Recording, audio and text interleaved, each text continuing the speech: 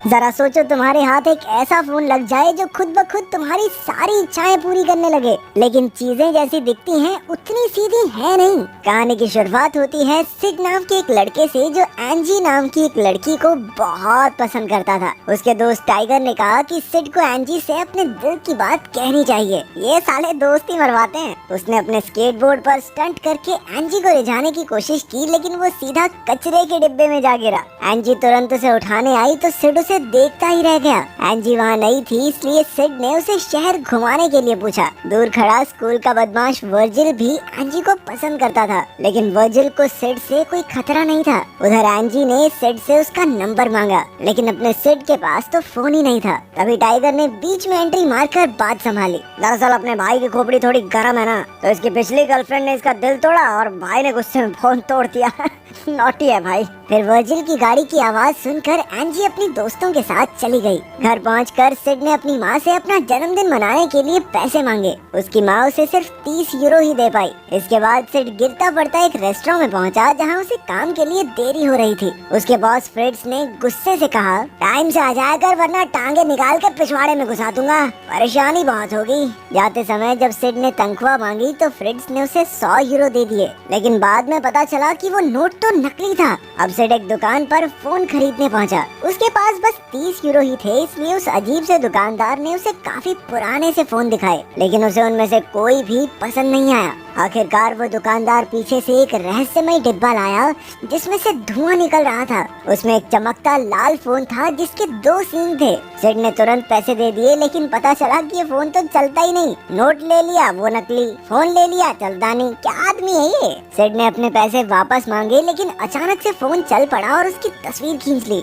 ये देखकर दुकानदार ने फोन वापस छीनने की कोशिश की, लेकिन सिड भाग गया। उधर स्कूल में क्लेमेंस नाम की लड़की को बालों की एड के लिए चुन लिया गया था। तभी सिड ने एंजी को अपना नया फोन दिखाया, लेकिन क्लेमेंस उसका मजाक उड़ाने लगी। फोन ने तुरंत अपने आप उसकी तस्वीर ले ली। सिड ने एंजी को अपना नंबर देकर कॉल करने को कहा। फिर केमिस्ट्री क्लास में फ्रैंकलिन और डेविड टाइगर का मजाक उड़ाने लगे, क्योंकि उसकी माँ एक जमाने में अडल्ट मॉडल हुआ करती थी। इस पर सिड की उन सबसे लड़ाई हो गई और टीचर ने उन सभी को सजा दे दी। बाद में पढ़ते हुए अचानक सिड के फोन ने खुद ही मार्गोट को कॉल कर दिया। कॉल सुनते ही मार्गोट ने क्लेमेंस के बालों में आग लगा दी। क्लेमेंस को कुछ पता ही नहीं चला और वो कहने लगी, ये गर्मी क्यों बढ़ रही है लैब में। आखिरकार किसी ने उस पर काला कपड़ा डालकर आग बुझाई। फिर प्रिंसिपल के ऑफिस में मार्गोट ने बताया कि उसे कॉल आया, जिसके बाद क्या हुआ उसे कुछ याद नहीं। प्रिंसिपल टैमलेट ने भी उस पर कोई ध्यान नहीं दिया और अपनी मछलियों से बातें करता रहा। सही है, एक से बढ़ के एक नमूने हैं इस फिल्म में। घर पर सिड एंजी से अपने दिल की बात कहने की प्रैक्टिस कर रहा था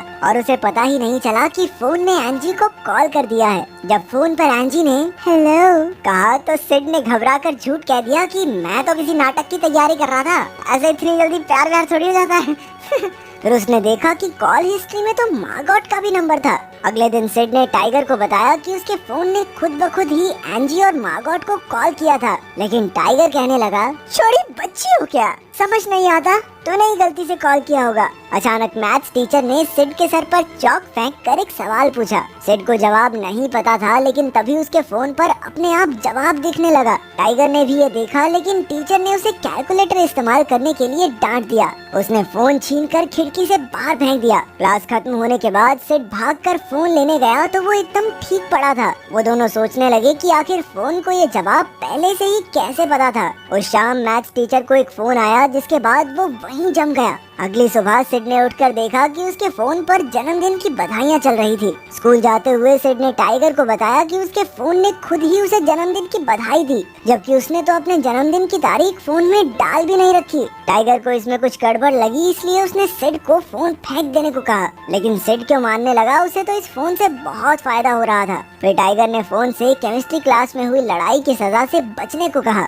उसी वक्त सिड के फोन पर प्रिंसिपल की असिस्टेंट का फोन आया, जो सिड को प्रिंसिपल पॉसिबल समझ रही थी। सिड ने मौके का फायदा उठाकर अपनी सजा रद्द करवा ली और कैंटीन में मैकडॉनल्ड्स का खाना मंगवा दिया। इस फोन की शक्तियाँ देखकर सिड और टाइगर बेहद खुश थे। फिर सिड ने अपने फोन का नाम हेल्प फोन रखा और उसे एक ट्रिप बुक करने को कहा। उधर स्कूल में मैथ्स का टीचर लगातार चौक की उल्टी करता हुआ मिला। फिर टाइगर ने सिड से हेल्प फोन उधार मांगा ताकि वो अपने माँ बाप को फिर से साथ ला सके। सिड ने उसे समझाया कि क्योंकि फोन ने उसे चुना है तो ये सिर्फ उसका है। उसने फिर भी टाइगर को फोन दे दिया, लेकिन टाइगर के छूते ही वो बंद हो गया। गुस्से में टाइगर ने फोन पानी में फेंक दिया, लेकिन जब सिड ने उसे बाहर निकाला तो वो फिर से चलने लगा। अगले दिन वर्जिल ने टाइगर की माँ का एक भद्दा पोस्टर लगाकर उसे नीचा दिखाना चाहा। तभी सड़क पर किसी ने एंजी का आईपॉड चुरा लिया। सिड और एंजी अपने स्केटबोर्ड पर आईपॉड वापस लेने निकले और वर्जिल अपनी गाड़ी में चोर के पीछे भागा। तभी फ्रैंकलिन को एक फोन आया जिसमें उसने गाड़ी दीवार में ठोक दी।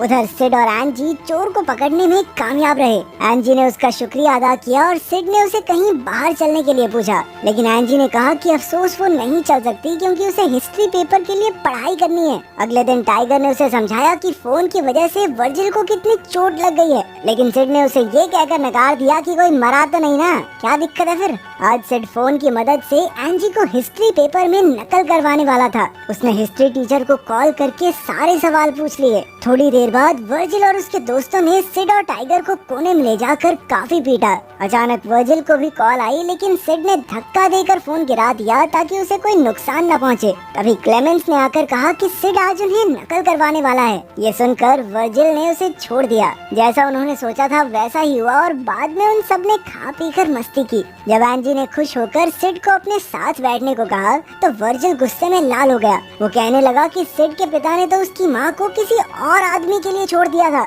गुस्से में सिड उठकर चला गया और हेल्प फोन से वर्जिल को कॉल करने को कहा। कॉल उठाने के बाद वर्जिल ने पागलों की तरह टेबल पर नाचना शुरू कर दिया। इसके बाद उसने सारे कपड़े उतारकर खुद को शर्मिंदा किया। उसके दोस्त उसे रोकते रहे, लेकिन उसने जाकर अपने दोस्त फ्रैंकलिन को ही चूम लिया। ये देखकर एंजी बाहर चली गई और सिड भी उसके पीछे गया। उसने देखा कि एंजी ने अपनी विग उतारी जो उसने क्लेमेंस की खातिर पहनी थी। उसने एंजी को सहारा देकर बाहर चलने के लिए पूछा। एंजी भी खुशी खुशी मान गई। एक दिन सिड की माँ को एक खत मिला जिसमें लिखा था कि उन्होंने क्यूबा की एक ट्रिप जीती है, लेकिन असल में ये ट्रिप सिड ने ही बुक की थी। जब वो एंजी से मिलने जा रहा था तो उसे अपने बॉस पर गुस्सा आ गया। तभी फ्रिट्ज को एक कॉल आई। उसे सुनते ही वो गरम तेल से नहाकर डिस्को करने लगा। उधर सिड एंजी के आलीशान बंगले पर पहुंचा। इसके बाद वो एंजी को एक बड़ी गाड़ी में बैठाकर घुमाने ले गया। उधर वर्जिल और उसके चेलों ने हिसाब लगाया कि कोई तो फोन करके सबसे अजीबोगरीब हरकतें करवा रहा है। तभी सिड और एंजी वहाँ से निकले तो वर्जिल ने देखा कि ये तो उसके बाप की गाड़ी है। फिर थिएटर में सिड ने एंजी को हेल्प फोन का सच बताने की कोशिश की,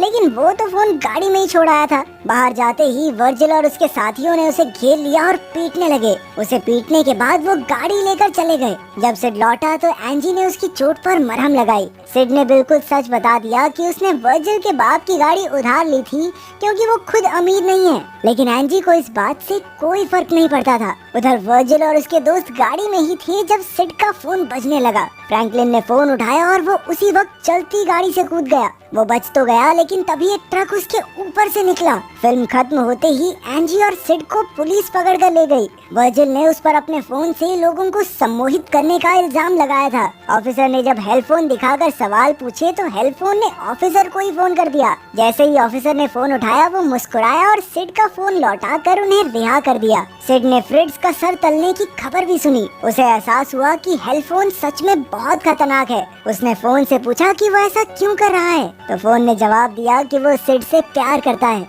अब वो सीधा टाइगर के घर पहुंचा, लेकिन वहाँ तो उसकी माँ ने उसे रिझाना शुरू कर दिया। तभी टाइगर ने उन्हें देख लिया और सिड को मारने दौड़ा। जैसे तैसे सिड अपनी जान बचाकर भाग निकला। अब सिड ने खुद हेल्प फोन को तोड़ने की कोशिश की, लेकिन कुछ नहीं हुआ। आखिरकार उसने फोन को एक गड्ढे में फेंक दिया। अगले दिन मार्गोट, क्लेमेंस, वर्जिल और डेविड एंजी के घर पहुँचे। सबने कहा कि सिड के फोन की वजह से खतरनाक चीजें हो रही हैं, लेकिन एंजी ने कहा कि उसने खुद हेल्प फोन को अपने आप लोगों को कॉल करते देखा है। उधर सिड को कुछ लोगों ने उसका फोन गड्ढे से ढूंढकर लौटा दिया। फिर टाइगर आया और उन्होंने अपना मनमुटाव दूर करके एक साथ इस मुसीबत से निपटने का फैसला किया। तभी हेल्प फोन ने सिड को ही फोन कर दिया और कहा कि उसका अगला शिकार एंजी है।